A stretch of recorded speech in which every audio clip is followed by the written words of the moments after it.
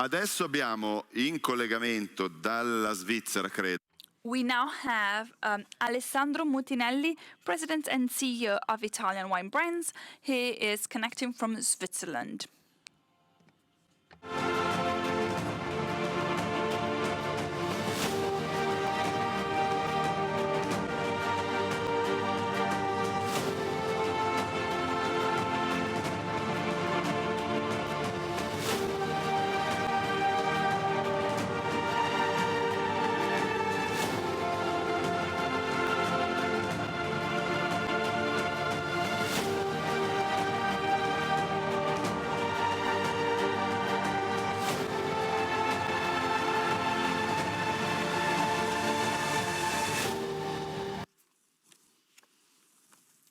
Allora,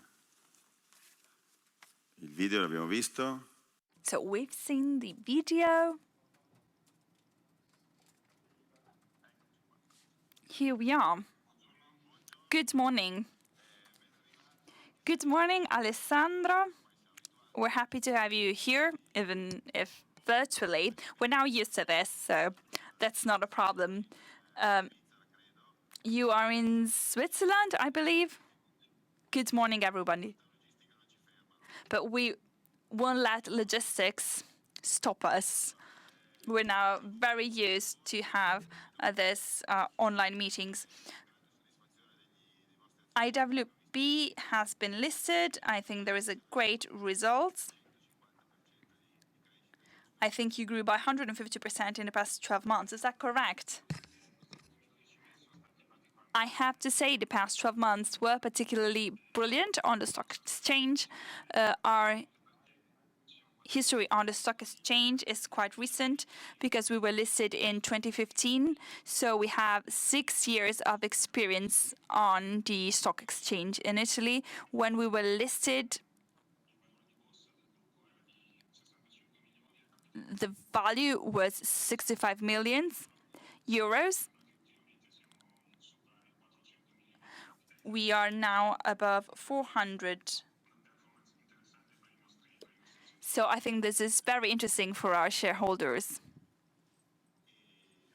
And it looks like a great result. I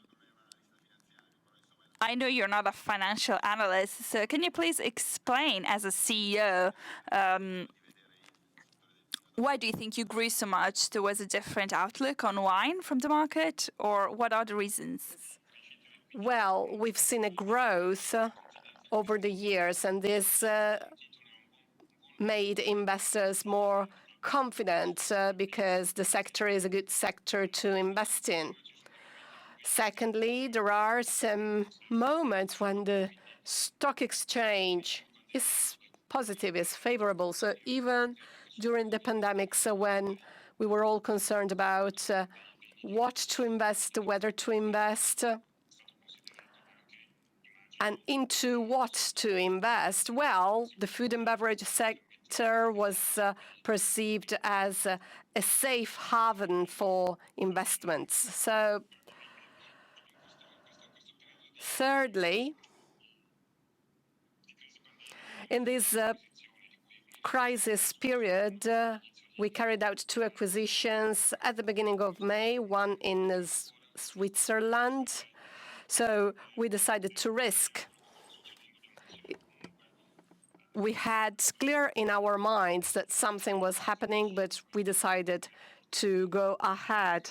We acquired a very important brand on the Swiss market. And then some months ago, our group in Italy has increased in size because Italian Wine Brands and Vinitalia, which was more or less the same size, merged, and this allowed us to double our turnover to more than 400 million euros. So this was a great boost for our project.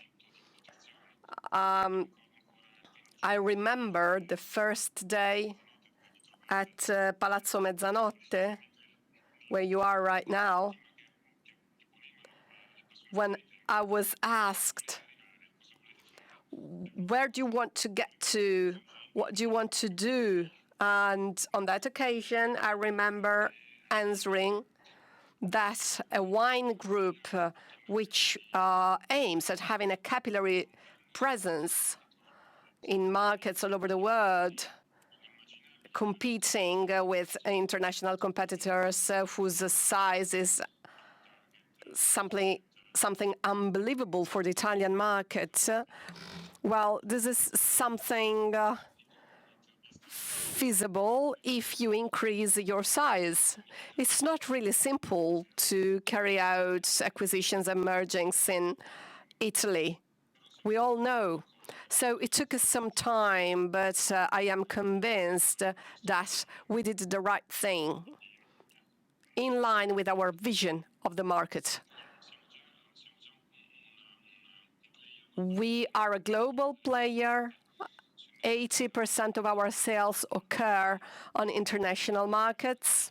But my team and I believe that diversification is really important.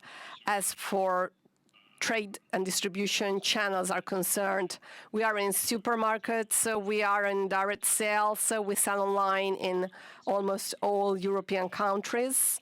And with the last acquisition, we also entered the HoReCa channel. That was not our channel because we were mainly focused on direct sales and supermarkets, and these two channels really went well last year. But we're also happy about entering the HoReCa segment. And we've seen the ranking of the first groups of the main Italian groups in the wine sector. I think you are among the first three. Now, talking about Italia, the acquisition you were mentioning before, so you did that because you wanted to diversify channels and markets, right? Yes, right. We wanted to have a more diverse range portfolio of products. We were very strong with red wines in Piedmont and Puglia. But as for spumante and sparkling wines, we were not that strong. So we completed our portfolio. We always look at our clients, our final consumers, and we move on the market accordingly. We've seen that large purchasing groups, large distributors look for partners who can provide the whole product portfolio, the whole portfolio of wines that we have available in Italy. So we decided to include more products in our portfolio. Of course, abroad, things are a little bit different. You must be more careful and select the products which have the most potential to be successful on the market. You were talking about a portfolio which can meet the needs of Italian wines for international buyers. Today, your wines, together with Italia, are in the medium range of the markets. Would you like to elevate in order to make your portfolio more complete? Well, this is a global decision that we must make. Figures speak clearly. In the last 20 years, the turnover of the wine world has increased, but the volumes have remained more or less the same. Maybe there's been a slight decrease. So maybe moving towards the premium segments is a general trend. But Italian wine brands wants to do the same. Italian wine brands is a challenge because we've got the so-called popular brands, more low-range brands, And then we have medium range products, which have been extremely successful both in Italy and abroad. Now, as for acquisition is concerned, if there's some capital B brand, and I'm talking about the label of the wine, not only the name, well, why not? Okay, so last question. You were talking about direct sales. We'll hold a round table on the topic of e-commerce. To which extent this will be strategic for you? You have a platform with Giordano and Svinando, if I'm not mistaken. So to which extent will you invest into this channel? What do you expect it to become in the future? Well, the digital part of our business is continuing to grow even in this period. Let's call this period a post-pandemic period. There's been an exceptional growth during the lockdown of the digital channel. People stay at home, they bought from home, so there's been an amazing growth. And this shows in our figures, in our competitors' figures. But the trend had already started, and it is still continuing.